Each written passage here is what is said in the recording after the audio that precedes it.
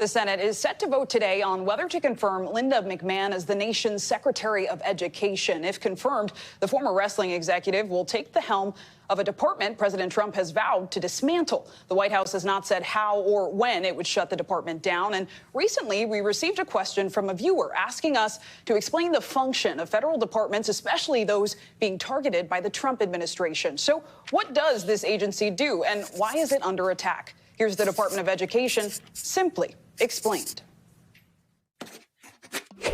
Put simply, the Department of Education establishes policy for, administers, and coordinates most federal assistance to education. The first role of the Department of Education is to redistribute funds to support education in states and school districts and in institutions of higher education. Martin West is a professor at Harvard's Graduate School of Education. Function 2 is regulations that the department issues on the use of those funds. A third function of the department is to enforce federal civil rights laws. And then a final function of the department is in the research and development space to try to improve the operation of American schools. Quick history lesson. The current cabinet-level Department of Education was established in 1980, created under President Jimmy Carter the year prior with support from the biggest teachers union in the country, the National Education Association, or NEA. President sets to work. We knew at the time that we were still in the throes of the Civil Rights Acts of the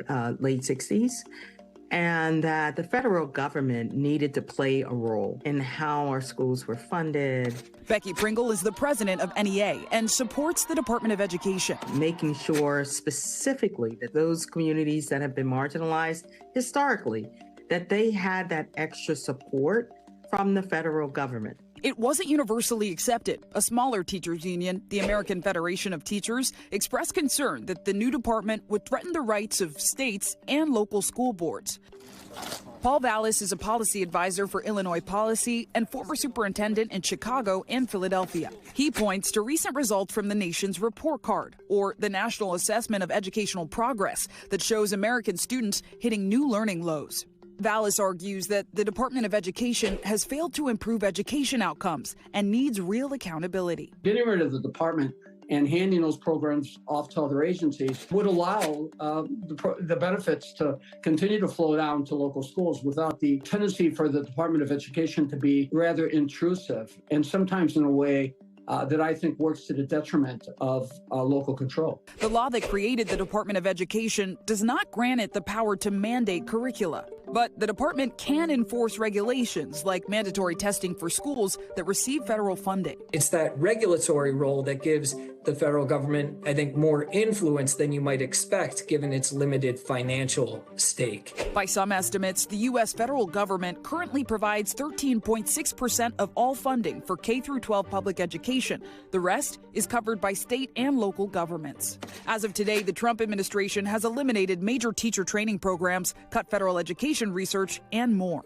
I think their whole approach is to decentralize and to really leave it to the states and to the local school districts to make decisions on their curriculum, on their instruction, on their systems of accountability. There's been a lot of talk about moving some of the programs and responsibilities to other departments, but those other departments are not specifically focused on education of our students. The new administration bringing new changes to America's public education sector.